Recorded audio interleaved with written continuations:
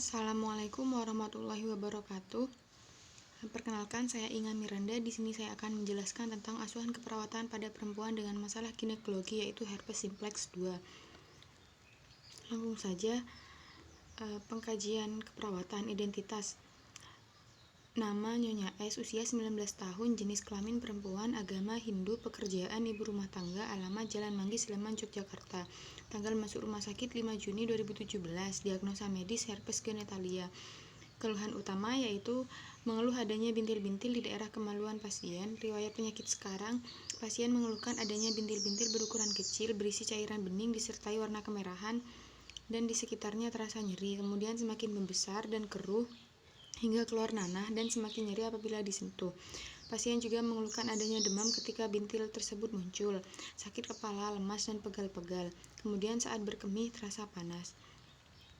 Riwayat penyakit dahulu, pasien menyangkal pernah mengalami keluhan serupa. Pasien tidak memiliki alergi. Pasien mengatakan baru saat ini keluhan tersebut dirasakan. Riwayat penyakit keluarga, pasien mengatakan bahwa suaminya tidak memiliki penyakit serupa.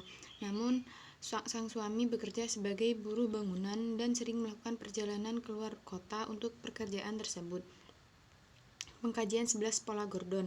1. Persepsi kesehatan dan pemeliharaan kesehatan. Klien mengatakan bahwa saat keluhan ini muncul, klien berobat ke Puskesmas Narmada dan merawat inap selama 3 hari. Diberi terapi amoxilin dan paracetamol serta cairan nanah pada alat kelaminnya dibersihkan dengan air hangat. Pola nutrisi dan metabolisme. Dalam kasus tidak didapatkan adanya pola nutrisi dan metabolisme, namun biasanya dengan kasus herpes genitalia, klien akan mengalami penurunan nafsu makan atau makannya terganggu karena jika klien makan akan terasa mual. Pola eliminasi yaitu biasanya pada klien herpes genitalia mengalami BAK yang nyeri saat berkemih karena penyakitnya tersebut. Kemudian pola aktivitas dan latihan. Pada kasus tidak dijelaskan tentang pola aktivitas maupun latihan yang dilakukan oleh klien dengan penyakit herpes genitalia.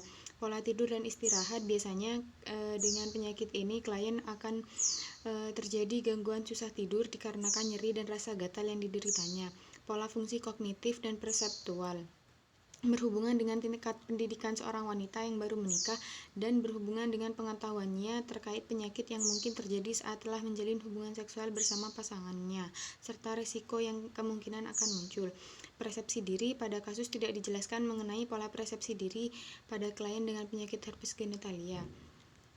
Ke-8. Pola seksualitas dan reproduksi. Klien mengaku hanya melakukan hubungan seksualitas dengan suaminya terakhir kali dilakukan sekitar 2 minggu yang lalu tanpa menggunakan kondom. Pola peran dan hubungan. Pada kasus tidak dijelaskan pola peran dan hubungan dari klien dengan penyakit herpes genitalia, namun umumnya klien dengan penyakit ini merasa malu akan penyakitnya dan dikhawatirkan hubungan dengan suaminya tidak ada berakhir baik karena kondisinya saat ini. 10. Pola manajemen coping stress. Klien mengeluhkan adanya demam ketika bintik-bintik muncul di bagian alat genitalianya, sakit kepala, lemas, bahkan nyeri yang ia rasakan. 11. Pola sistem nilai dan keyakinan. Pola pengkajian dalam ini menitikberatkan pada setiap keyakinan individu. Seseorang wanita tentunya tidak menginginkan diberikan penyakit seperti ini, dikarenakan akan sangat mengganggu aktivitasnya dan juga pola seksualitasnya. Pemeriksaan fisik, tanda-tanda vital. Tekanan darah 120/80 mmHg, frekuensi nadi 74 kali per menit, suhu 38 derajat Celcius, frekuensi nafas 22 kali per menit. Pemeriksaan head to toe, kepala dan rambut. Bentuk kepala bulat, simetris, tidak terdapat ketombe, tidak ada lesi, tidak ada benjolan, rambut berwarna hitam. Mata tampak sayu, tidak terdapat pembengkakan pada kelopak mata, tidak terdapat lesi. Hidung, tidak ditemukan polip pada hidung, tidak terdapat benjolan dan purulen. Telinga, bentuk simetris, tidak terdapat benjolan. Mukosa, mulut lembab, warna lidah merah muda. Leher, tidak ada pembengkakan kelenjar limfoid, tidak ada benjolan. Dada, inspeksi, bentuk dada simetris, tidak terdapat benjolan, tidak terdapat lesi. Palpasi, tidak terdapat nyeri tekan. Perkusi sonor seluruh rapang paru. Auskultasi, suara dasar vesikuler dan tidak terdapat suara tambahan.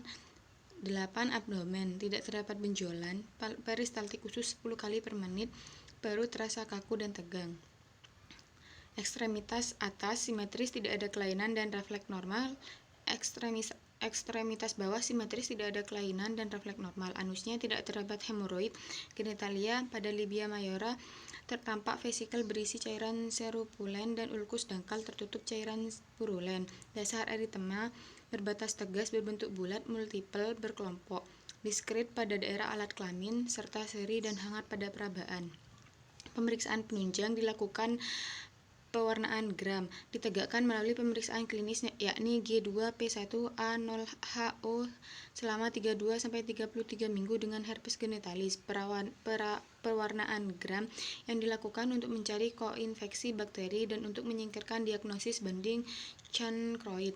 Pasien ditindaklanjuti dengan pemeriksaan penunjang lainnya, yakni pemeriksaan gram dengan mengambil sampel cairan purulen yang tampak pada labia mayora. Kemudian dilakukan pemeriksaan gram. Tujuannya untuk menemukan bakteri yang kemungkinan menjadi penyebab infeksi sekunder pada pasien ini.